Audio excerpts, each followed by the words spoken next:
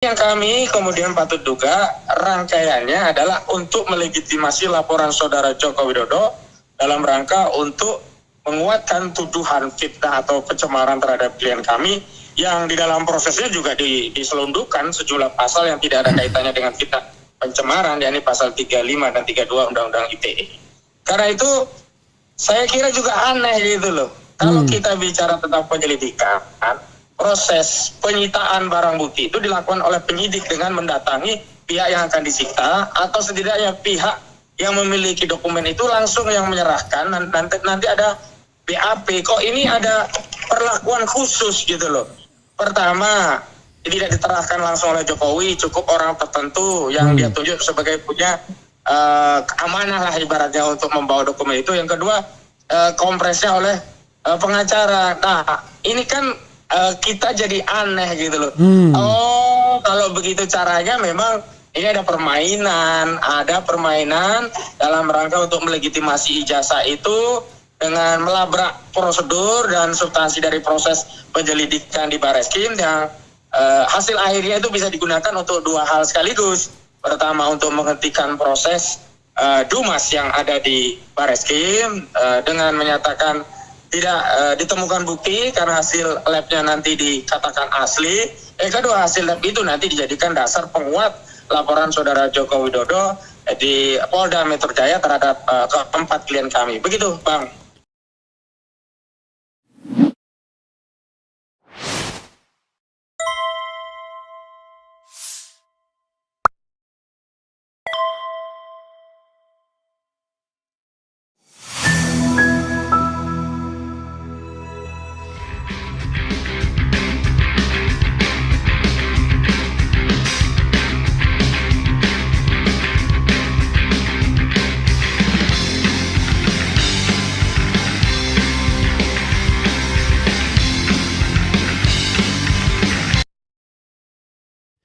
Assalamualaikum warahmatullahi wabarakatuh.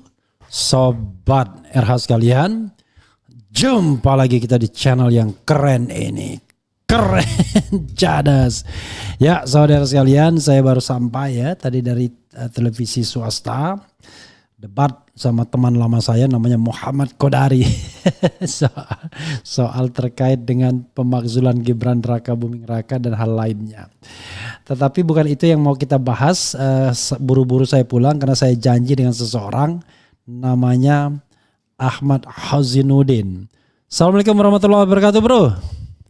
Waalaikumsalam warahmatullahi wabarakatuh, Bang. Sehat. Walafiat ya. Terima kasih Anda sudah mau menunggu karena saya langsung pulang langsung lompat ya. Kalau bisa mobil itu saya terbangkan, saya terbangkan. Siap. Dan ini memang soal penting dan genting ya. Entah genting atau penting nggak tahu kita. Yang jelas hari ini saudara ipar Jokowi yang tidak lain adalah adik atau kakak ya, adik Ibu Iriana itu membawa ijazah. Tidak boleh orang lain karena ini very secret, ya kan, mengandung informasi rahasia mungkin begitu ya.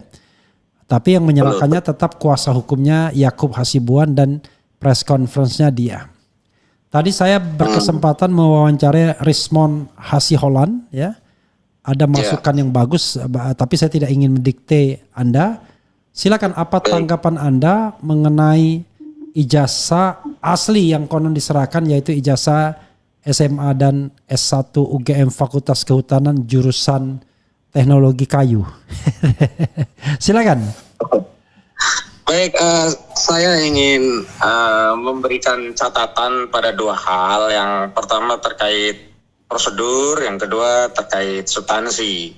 Dari sisi prosedur, apa yang dilakukan oleh Bareskrim Mabes Polri hari ini kan tidak dalam kapasitas menindaklanjuti LP atau laporan polisi. Artinya tindakan-tindakan yang dilakukan oleh Mabes Polri belum masuk kategori pro justisia, melainkan menindaklanjuti Dumas yang kemudian Dumas itu ditindaklanjuti dengan proses apa yang disebut dengan laporan informasi.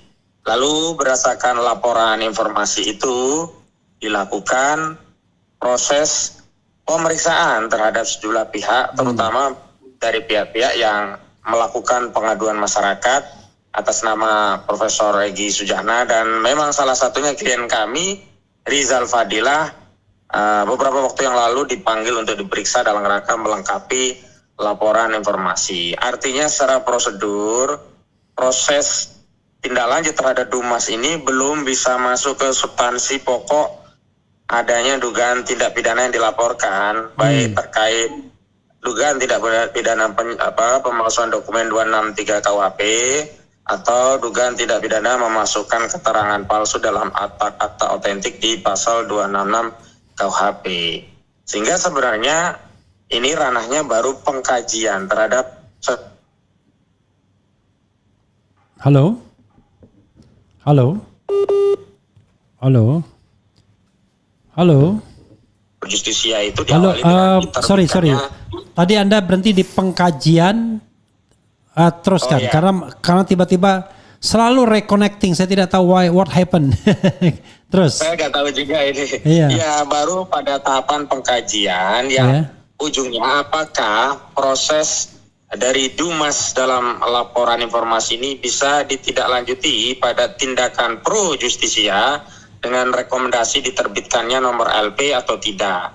Apabila tindakan laporan informasi atau Dumas ini tidak dianggap sebagai suatu peristiwa yang bisa ditindaklanjuti dengan tindakan pro justisia, maka rekomendasinya Dumas ini dihentikan atau tidak ditindaklanjuti dengan LP. Kedua, apabila proses Dumas itu dengan laporan informasi mengambil keterangan sejumlah pihak itu punya unsur ada peristiwa yang bisa diangkat dalam proses pro justisia, yakni penyelidikan dan penyidikan, maka rekomendasinya adalah diterbitkan nomor LP atau laporan polisi.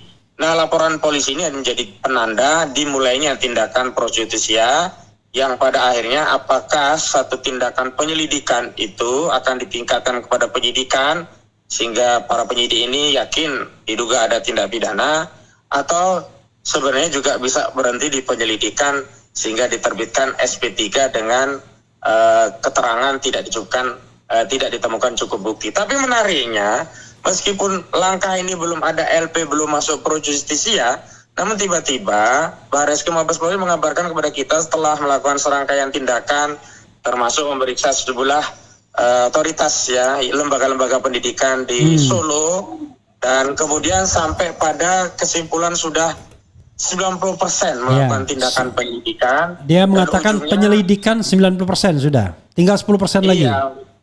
Ya, dan dia tinggal menunggu 10% yang itu ada pada proses uji laboratorium forensik terhadap sejumlah ijazah dan ditindaklanjuti tadi dengan diserahkannya ijazah Saudara Joko Widodo ke laboratorium forensik Mabes Polri. Artinya apa?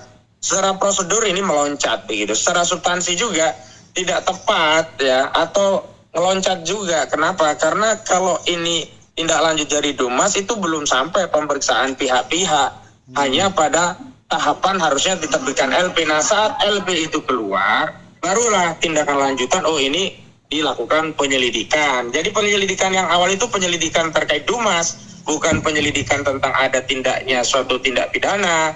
Nah, itu satu.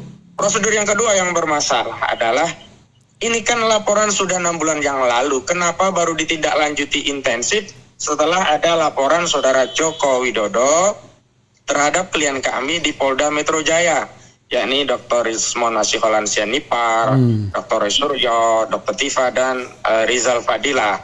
Nah, makanya kami menduga ada tindakan-tindakan yang dilakukan itu tidak berangkat daripada proses untuk menegakkan hukum, melainkan ada misi tertentu atau target tertentu.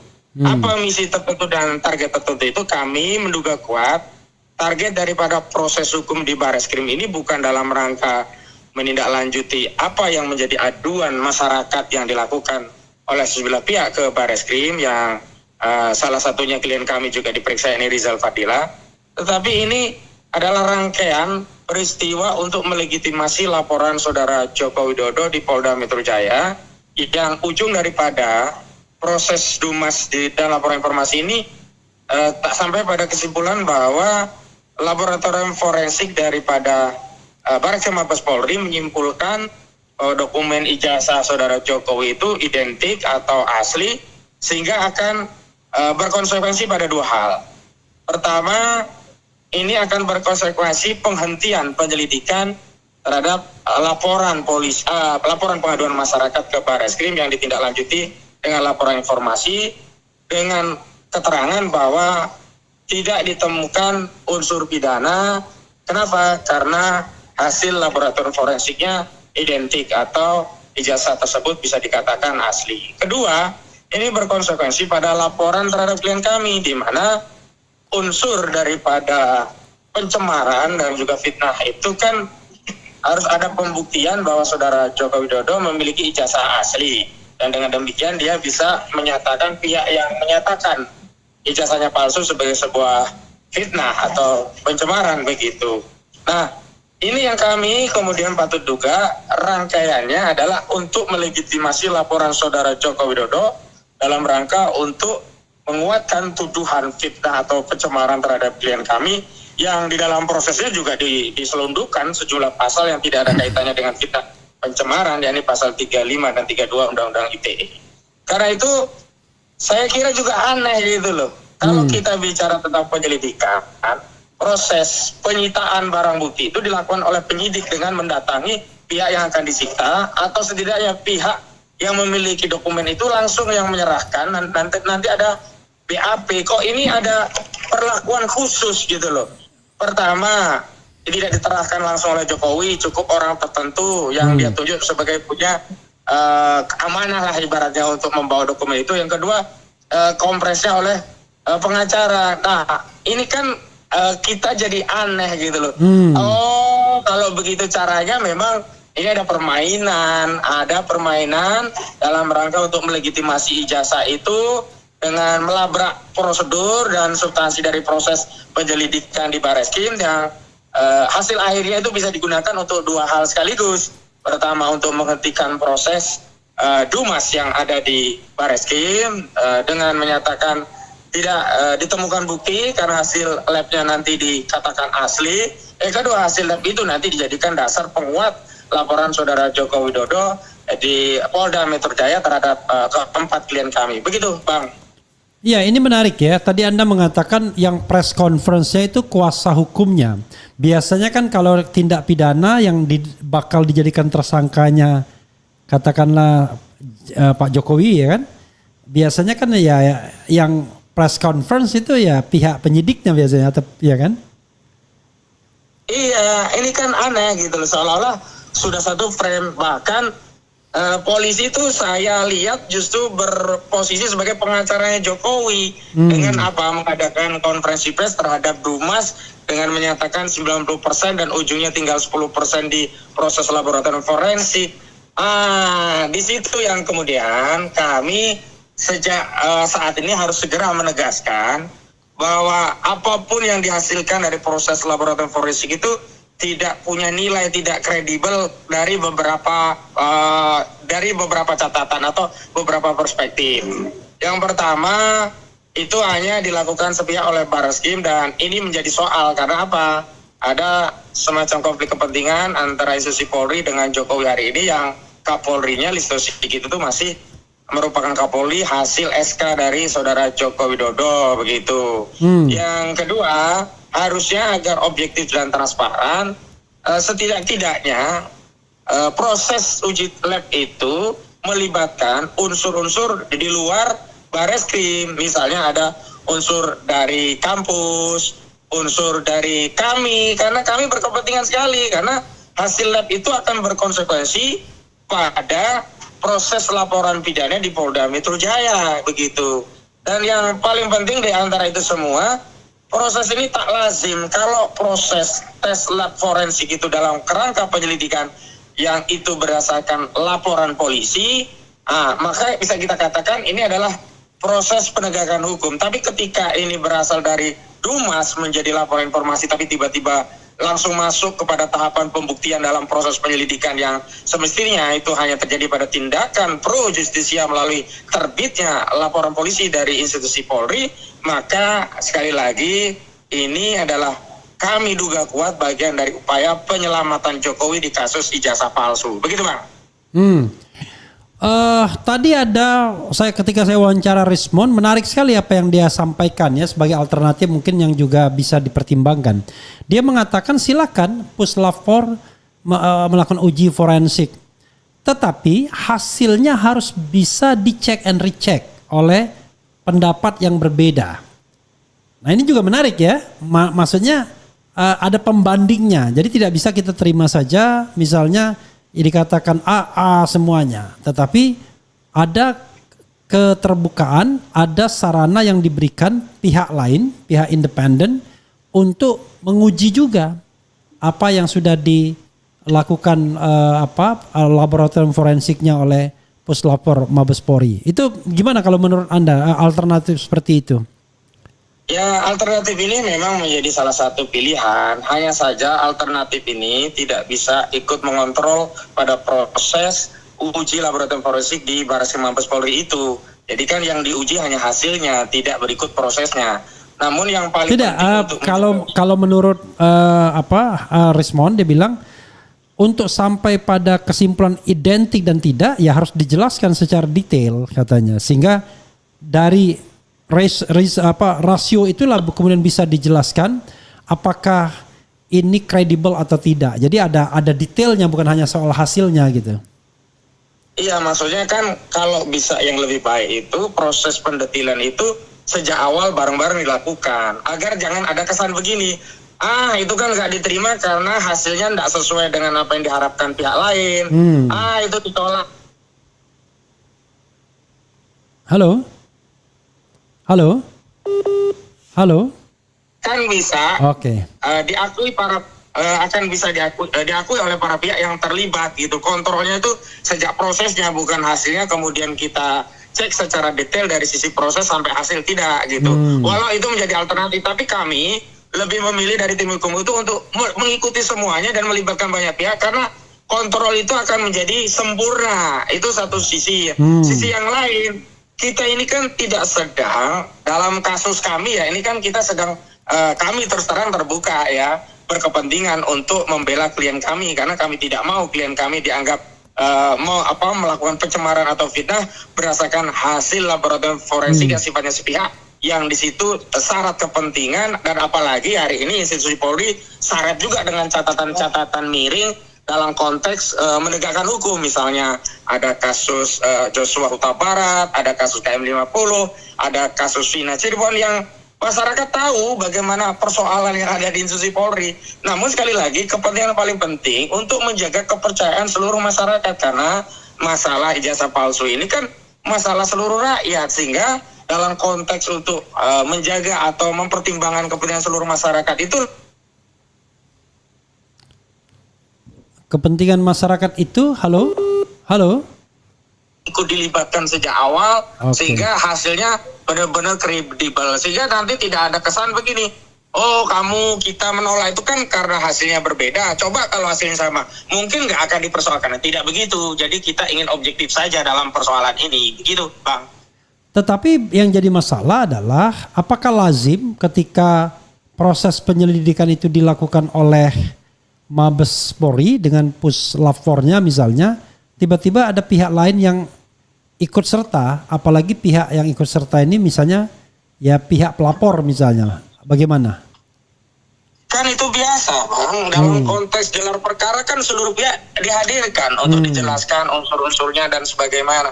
Dan yang menjadi soal ini kan bukan masalah lazim tak lazim, ini kan persoalan yang extraordinary crime yang berkaitan dengan kepentingan publik, sehingga tindakan-tindakan ordinary juga harus diambil kalau kita ingin hasilnya tidak kemudian dipersoalkan lagi, artinya bukan tindakan gitu. Extraordinary ya. Iya, ini kan kasusnya ordinary. Kalau soalnya ini yang di lab itu ya ijazahnya tukang bakso, tukang somai, tukang cilok, nggak perlulah kita terlibat dan nggak ada masalah. Ini kan berkaitan dengan sebuah dokumen yang ini punya korelasi dengan sistem ketatanegaraan dan legasi bersejarah bagi bangsa Indonesia, begitu, Bang? Oke. Kalau misalnya pemanggilan sudah ada update lagi, Bro? Nah, ini kami tadi baru dapat kabar ada pemanggilan klien kami. Yang pertama, pemanggilan kedua dari Polda Metro Jaya terhadap klien kami atas nama Rizal Fadila. Tapi saya belum sempat jadwalnya jam berapa, hari apa itu belum. Yang jelas dapat, belum sempat saya buka dalam bentuk PDF tadi. Yeah. Yang kedua juga sudah ada panggilan terhadap Dr. Tifa. Panggilan pertama tentunya, tapi belum saya buka tadi harinya hari apa begitu. Yang jelas dua klien kami ini sudah ada pemanggilan. Yang pertama pemanggilan kedua setelah yang pertama kemarin tidak bisa dihadiri karena kecelakaan, dan sebenarnya kami sudah ajukan sudah catatan dan protes, tapi nampaknya Polda tidak mau tahu, tidak mau peduli pasang kacamata kuda kayaknya. Dan yang kedua terhadap Dr. Tifa, dan ini sedang akan kami sikapi dalam sebuah rapat internal di tim kami begitu. Oh, tapi Dokter Tifa dipanggil kapan belum tahu ya?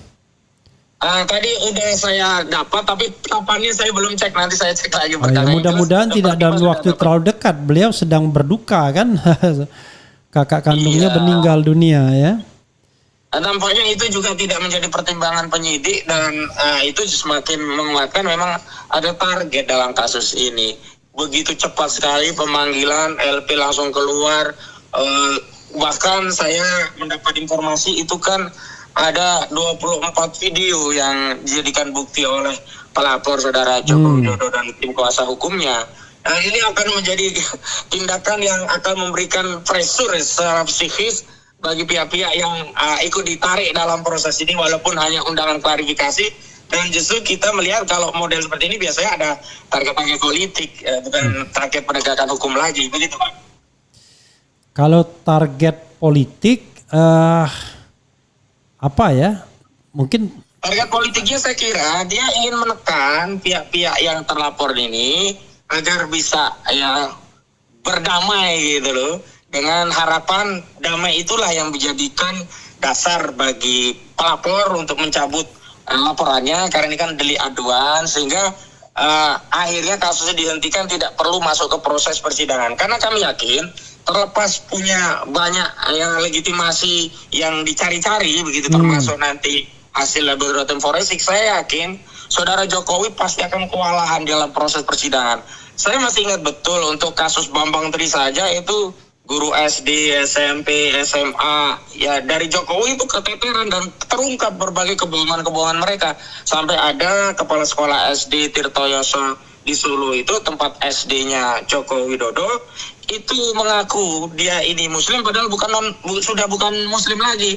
Dan sampai ya dia akhirnya kita tegaskan apakah mau mencabut keterangan di BAP, karena dia dalam BAP itu menyatakan kami sebagai muslim tidak terima ayat Al-Quran, Al-Quran kitab suci kami dijadikan sarana untuk menebarkan kebohongan dalam kasus Mubahalah Gus Dur. Dan redaksi itu ada di berbagai BAP yang lainnya, artinya memang ada targetan. Dan tentu saja ya bongkaran-bongkaran kasus Solo itu akan kami adopsi, dan kami akan pertanyakan ulang itu kepada saudara Joko Widodo. Bisa kebayang lah, saudara Joko Widodo ada di kursi walaupun sebagai saksi pelapor, saksi korban, dia bisa terbayang. Dan saya yakin orang-orang di UGM itu dosa-dosanya sudah pada nggak mau kalau diperiksa sebagai saksi untuk di BAP.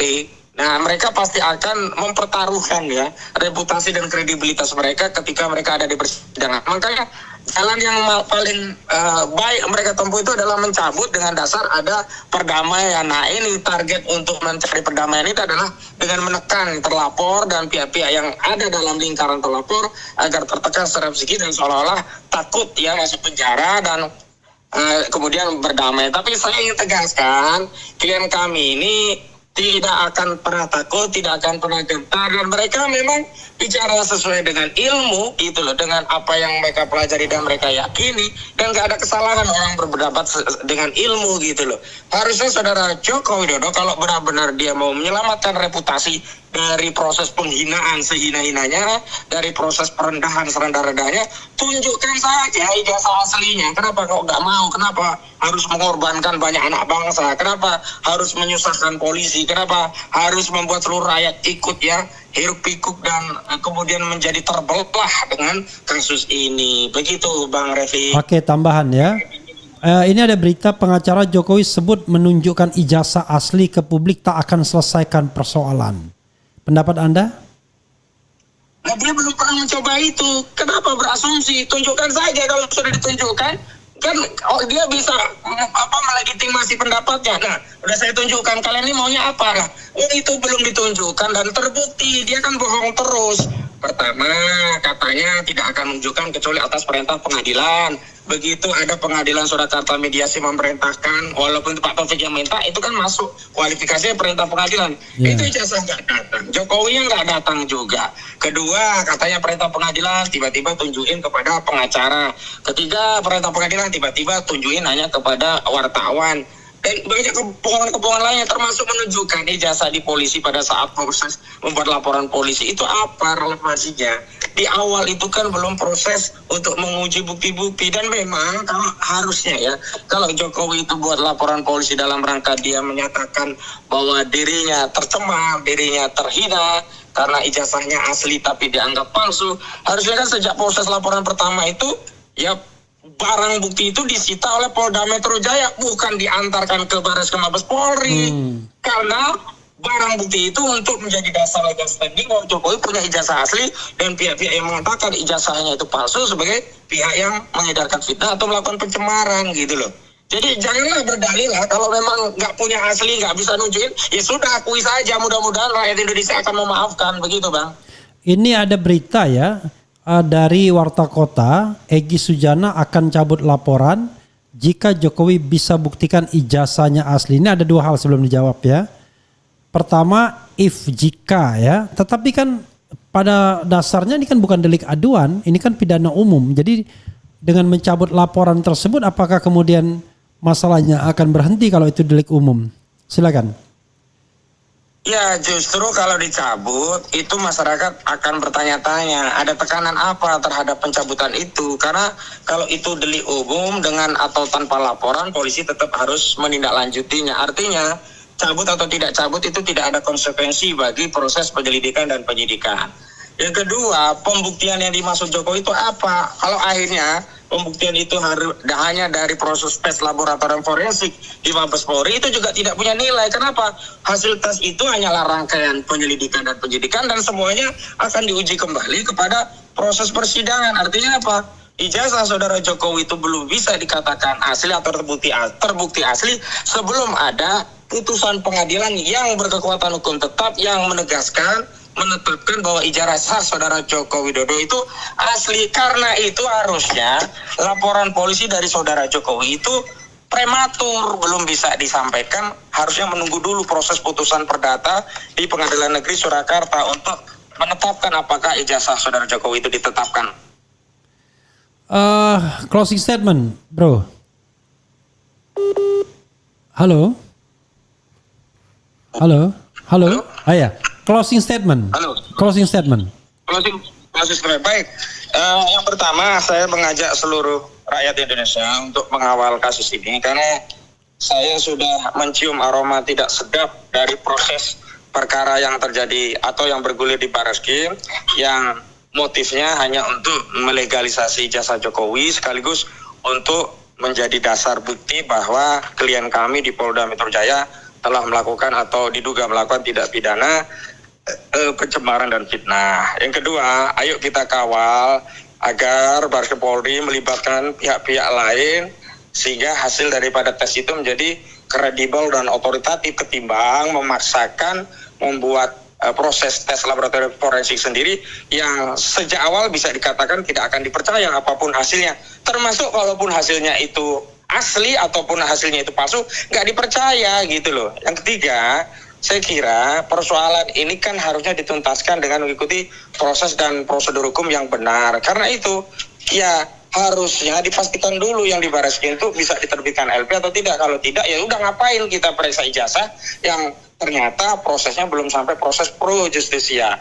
Dan yang paling penting adalah kasus ini tidak bisa ya disimplifikasi atau dilokalisir pada individu tertentu ketika individu atau sejumlah orang itu melakukan proses perdamaian dianggap kasus ini selesai. Enggak, ini kasus masyarakat, kasus rakyat, sehingga benar-benar harus dituntaskan di hadapan rakyat, di hadapan publik secara transparan dan berkeadilan. Begitu, Bang. Oke, terima kasih bro. Mudah-mudahan ya semuanya lancar, semuanya kompak ya untuk mencari kebenaran. Siap. Assalamualaikum warahmatullahi wabarakatuh. Assalamualaikum warahmatullahi wabarakatuh. Ya, saudara sekalian, itu dengan Hozinuddin ya, kuasa hukum dari setidaknya orang-orang yang diduga terlapor ya atau yang menjadi saksi, yaitu Rizal Fadila, Dr. Tifa, kemudian Rismon dan kemudian Roy Suryo. Nah, sepertinya cara memanggilnya pakai bubur panas, pinggir-pinggirnya dulu ya. Padahal kita tahu bahwa yang paling yang paling keren cadas itu apa yang dikatakan Rismon ya, karena dia punya ilmunya dan dia ngomong tanpa tedeng aling-aling. Kalau Roy Suryo orang udah biasa ya, tetapi begitu Rismon muncul, ini agak luar biasa, walaupun saya baru sadar kalau beliau sudah terkenal duluan dengan Jessica Cyanida ya. Tetapi terus terang saya bukan penikmat kasus-kasus seperti itu, termasuk Vina, sehingga saya tidak terlalu aware ya bahwa kasus-kasus tersebut menghadirkan ahli yang bernama Rismon Sianipar, Hasiholan Sianipar. Begitu saja saudara sekalian ya, mudah-mudahan apa yang kita perbincangkan menarik. Tapi sebelumnya untuk kesopanan dalam tanda kutip, saya lewatkan sedikit membaca komentar saudara sekalian ya. Ijazah pesanan udah selesai, ijazah Joe Biden juga palsu, mantan presiden perlu juga ijazah apa ya. Kemudian kalau polisi berani jujur, lakukan uji forensik secara terbuka dan bandingkan dengan uji forensik yang dilakukan oleh Roy Suryo dan kawan-kawan karena sumber datanya apakah sama. Selain hasil palsu, kami tak percaya. Sehari-hari Pak Jokowi supaya saya bisa melihat Anda memakai baju. Oke. Prabowo bikin presiden yang masih presiden sekarang, si Mulyono itu kenyataannya. Oke. Ya, itu saja saudara sekalian ya. Mudah-mudahan bermanfaat perbincangan kita dengan Ahmad Hozinuddin yang tidak lain adalah kuasa hukum dari Dr. Tifa, Dr. Rismon Sianipar, Dr. Rosyuro dan Rizal Fadilah. Wassalamualaikum warahmatullahi wabarakatuh. Keren cadas. Ciao.